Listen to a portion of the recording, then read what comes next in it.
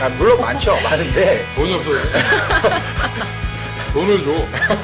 뭐 사실 거. 돈 주면 많이 살 거야. 아, 살 거야 많죠. 많은데, 이제. 근데 그런 뭐, 고민이 맞아요. 네. 나 지금 농담으로 얘기한 거고, 고민은 우리 항상 할 수밖에 없고, 너무 올라와도 고민이고, 뭐 너무 빠져도 고민이고 하지만, 이제 아까 얘기한 것처럼 그런 이제 저PBR 종목들 저도 추천을 하고, 뭐 딴 데서 했지만, 결국에는 0.8배수 정도까지 오면 또 힘들 거라는 거죠. 그렇죠. 1배까지 올라가기는 어려울 거고, 회사가 뭐 좋은 회사가 아닌데, 지금 오늘 주가가 올라온 대형주들 중에 다 안 그래도- 좋았던 회사예요. 그러니까 안 좋았던 그들의 회사가- 밸류에이션 메리트가 부각이 된 거잖아요. 그러니까 한마디로 얘기하면 지금 외국인 기관 매수가 대부분 쇼커버링이에요. 그렇죠. 예, 그리고 요즘 그런 부분이 공매도 관련 법 뭐 이런 것도 있었기 때문에 두산인프라코어가 갑자기 20%가 올라가. 사실 좀 말이 안 된다고 생각하는데 두산인프라코어가 제자리는 제가 볼 때 6,500원, 7,000원이라고 봐요. 그럼 좋은 사업부 다 팔아먹고 얘가 어디까지 갈 수 있느냐라는 걸 판단을 하는 거거든요. 그러니까 그래서 제가 손님들한테 한 7,000원 정도 되면 뭐 6,800원 넘어가면 팔자. 두산인프라코어가 올라오고 뭐 포스코가 30만 2, 3만 원까지 올라오고 현대제철이 또 막 바운딩을 좀 주고 현대중공업이 20만 원까지 갈지 모르겠지만 하여간 그 바운딩을 좀 주고 이렇게 해서 어느 정도 올라왔다라고 하면 그 다음부터는 진짜 갈 게 없어요.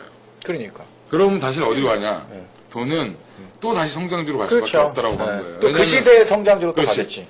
이제 또 뭐가 갈 그게 것이냐? 뭘까요?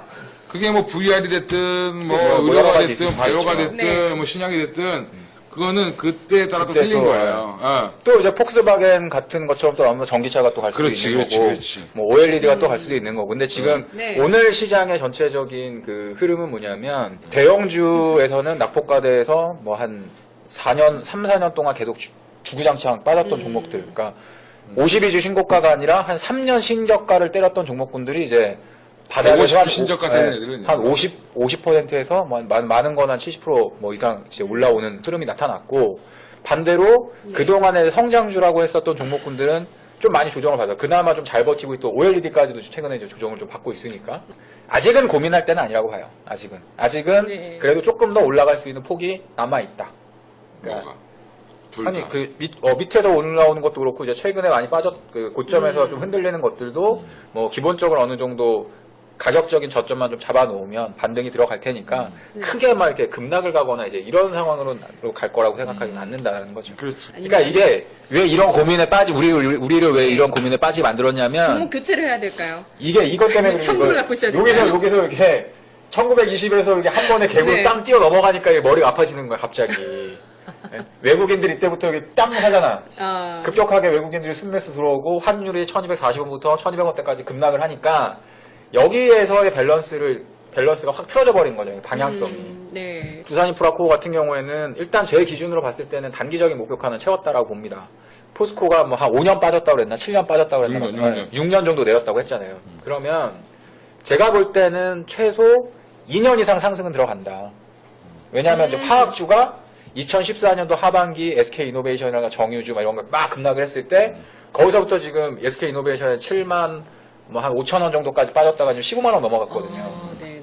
지금 한 16개월 정도 저점 대비 상승을 하고 있는 거예요. 고점을 계속해서 돌파하고 있으니까. 그러니까 포스코 같은 경우도 가격으로 봤을 때는 뭐 25만 원이 될 수도 있는 거고 30만 원이 가격적인 저항이 될 수도 있겠지만 시간적으로 봤을 때는 걔네들이 떨어지면 또 어떠한 모멘텀을 가지고서 또 올라가고 쉬었다가 또 뭐 한 예를 들면 한 20만 원 갔다가 한 17만 원까지 빠질 수도 있겠죠. 네. 그리고 다시 또 계속 쉬었다가 또 한 22만 원 어느 순간 또 가 있고. 이거 장기적인 관점이네요. 그죠? 그런 네. 식으로 진행될 가능성이 높다라는 네, 거죠. 이것도 참 끈기가 있고 이런 흐름에 익숙하신 분들이 그러니까 여기에서 수익을 보실 수 있을 것 같아요. 그게 이제 네. 저는 좀 바닥에서부터 좀 장기적으로 가는 스타일이고 예, 이건 차장 같은 맞아요. 경우에는 타이밍을 좀 잘 잡잖아요. 고점 저점 박스에서 막 이렇게 매매를 많이 한단 말이에요. 그러니까 네. 오히려 이제 지금은 주가가 단기간에 좀 많이 올라오고 막 이러지만 어느 정도 이제 그 실적에 대한 부분이라던가 명확한 네. 어떤 포스코를 사야 되는 명분이라는 것들이 생기기 시작을 한다면 네. 충분히 그 안에서도 먹을 수 있는 포인트들이 나올 수 있다라는 거죠. 이 양반이랑 네. 저랑 얘기하는 타이밍이 틀려요. 이게 무슨 말이냐면 저는 당장 2, 3개월 안에 갈 수 있는 걸 얘기하는 거고 이 친구는 한 1년 뒤에든 6개월 뒤든 계속 갈 수 있는 걸 얘기하는 거예요. 방송에서 그래서 포스코를 얘 좋아질 겁니다 얘기했지만 타이밍을 정확하게 잡아요. 여기서 얼마에 팔고 나올 거냐? 그러면 지금 그러니까 이런 걸 얘기해. 개인 투자자들한테 그럼 지금 포스코를 따라 사야 되냐? 아니라고 생각해요, 저는. 아, 오케이. 예. 이걸 얘기해주는 게 중요하다고 17만 원 생각하는 가면 거지. 사도 된다.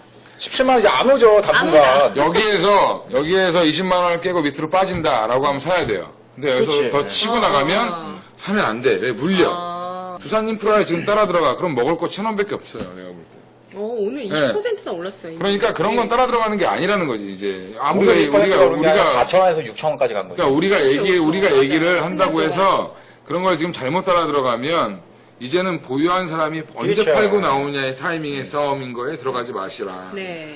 그러면 또 뭐냐? 지금 거꾸로 오히려 지금 요즘에 빠진 종목들 중에 내가 들어갈 종목을 찾아야 되는 개인들은 당장 갈 걸 살 건지 좀 기다려서 갈 걸 살 건지 야 여긴 진짜 역사적인 바닥인데 누구나 봐도 사야 돼 라고 하는 걸 살 건지 어쨌든 놓치면 할 수 없다는 거지.